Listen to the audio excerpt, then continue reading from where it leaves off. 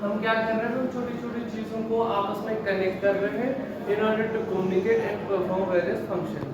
For example, आपके घर पे मतलब स्मार्ट टीवी है, ठीक है ना। हम स्मार्ट टीवी को घर से दूर रह के भी कंट्रोल करते हैं, ठीक है ना। या हमारा फोन है, ये भी स्मार्ट डिवाइसेस में आता है, ठीक है ना, IoT में आता है। हम गूगल ड्राइव का यूज करते हैं, ठीक है ना। ये सब IoT के एप्लीकेशंस है, ठीक है ना। IoT में ये सब आते हैं। हम IoT का यूज क्यों कर रहे हैं? To make the things smart, to make things smart, to make things smart, to make things automatic, ठीक है ना। To access the things remotely, ठीक है ना। फॉर एग्जाम्पल, अगर हम IoT का यूज नहीं करेंगे, हम अपने टीवी को यहाँ बैठ के जो हमारे घर पे है उसको कंट्रोल नहीं कर सकते, ठीक है ना।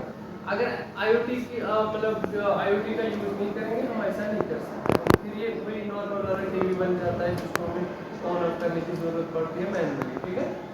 तो ये तीसरा है रोबोटिक्स। रोबोटिक्स आपको पता है, रोबोट उस चीज को बोलते हैं जो एक इंसान की तरह काम करता है, ठीक है।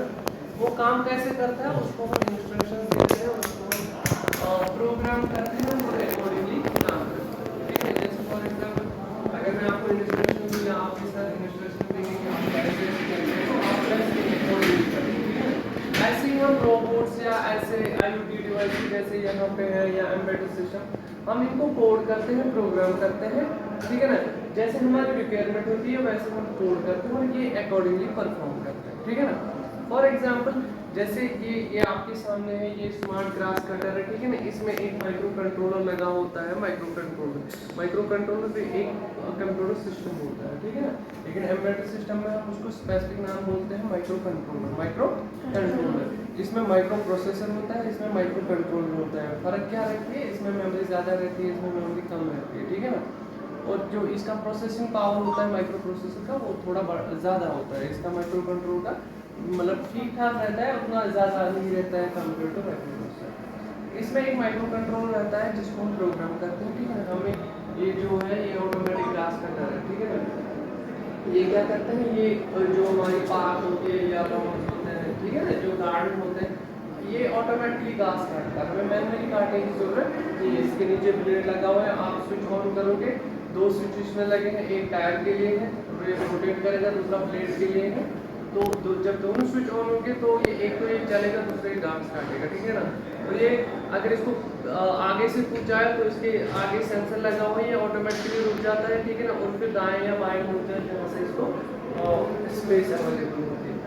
अब इस ग्रास कटर से हमें ग्रास काटना है, ठीक है ना। हम इसको वैसे ही अकॉर्डिंगली कोड करते हैं, प्रोग्राम करते हैं कि आपको ऐसे ऐसे करना है। हम क्या करते हैं इसमें, मतलब एक तो जो ब्लेड है, जो मोटर है, ये चलना चाहिए, दूसरा साउंड से करता है, ठीक है। कोड मतलब उसमें हम इंस्ट्रक्शन लिखते हैं। जैसे आप मैथमेटिक्स में स्टेप बाय स्टेप कोई क्वेश्चन सॉल्व करते हो तो आप स्टेप बाय स्टेप पहले लिखते हो, ठीक है ना, तो लास्ट पे एंड पे रिजल्ट। वैसे ही हम कोड में लिखते हैं, प्रोग्राम में स्टेप बाय स्टेप हम इंस्ट्रक्शन लिखते हैं, हम प्रोग्राम करते हो, ये अकॉर्डिंगली वर्क करता है। इस लैब में ऐसी ऐसी हार्डवेयर प्रोजेक्ट्स बनते हैं, ठीक है ना, related to embedded system, related to IoT, related to robotics, ठीक है। तो ये प्रोजेक्ट्स होते क्या है, ठीक है ना। ये प्रोजेक्ट्स होते क्या है, ये प्रोजेक्ट्स होते हैं practical step of your idea. For example, किसी के दिमाग में आ गया कि कोई प्रॉब्लम है, उसका सोल्यूशन आपके दिमाग में आ गया, ठीक है ना। हम इस प्रॉब्लम को ऐसे सॉल्व करेंगे। तो अब दिमाग में सोच के वो प्रॉब्लम सॉल्व तो नहीं होगी, ठीक है, जब तक हम उसका सोल्यूशन नहीं बनाते हैं, ठीक है ना। तो ये जो प्रोजेक्ट्स होते हैं, ये प्रोटोटाइप्स होते हैं सॉल्यूशंस ऑफ वेरियस प्रॉब्लम्स, ठीक है ना। जैसे ये है, ठीक है ना, नॉर्मली हमें या तो हम वो घास काटते थे हाथ से, अब वो ब्रश कटर आ गया, ठीक है ना। लेकिन उन सब में भी ह्यूमन इंटरवेंशन है, मतलब इंसान की जरूरत पड़ती है ना। लेकिन इसमें अगर हम देखेंगे तो इसमें इंसान की जरूरत नहीं पड़ेगी, ये ऑटोमेट हो गया, ठीक है ना। While we are making these projects to automate the things to make the things smart, ठीक है ना। स्मार्ट बनाने से क्या होता है, जो एक्यूरेसी होती है या रिजल्ट जो है वो अच्छे आते हैं, ठीक है ना। एक्यूरेसी बढ़ जाती है, प्रोडक्टिविटी बढ़ जाती है, एफिशिएंसी बढ़ जाती है, ठीक है ना। या हमारा जो कॉस्ट है, ठीक है ना, मनी वो बच जाता है, ठीक है ना। तो ये सब बनाने का यही मोटिव होता है, ठीक है ना। ऐसे ही मतलब ये स्मार्ट चेयर है, ठीक है, ये स्मार्ट चेयर है। यहाँ पे ये और एक प्रोजेक्ट है, this is for plant monitoring system, ठीक है। हम इसको या ग्रीन हाउस आपने देखा है, उसमें हम इसको यूज कर सकते हैं। ये स्मार्ट चेयर का यूज क्या है? ये जो स्मार्ट चेयर है ये है फॉर पैरालाइज्ड पर्सन, ठीक है ना, जिनका क्वाड्रिप्लेजिया होता है, मतलब जिनके हाथ पैर काम नहीं करते, उनका बस सर काम करता है, ठीक है ना, आगे शोल्डर से नीचे वो पैरालाइज्ड होते हैं। ये चेयर उनके लिए है, हेलमेट लगा हुआ है, ठीक है ना, हेलमेट सर पे पहनना है। वो आपने देखा होगा जो हैंडीकैप्ड होते हैं, जो व्हील चेयर पे होते हैं, अगर उनके हाथ काम करते हैं तो वो उस व्हील को हाथ से घुमाते हैं, ठीक है ना।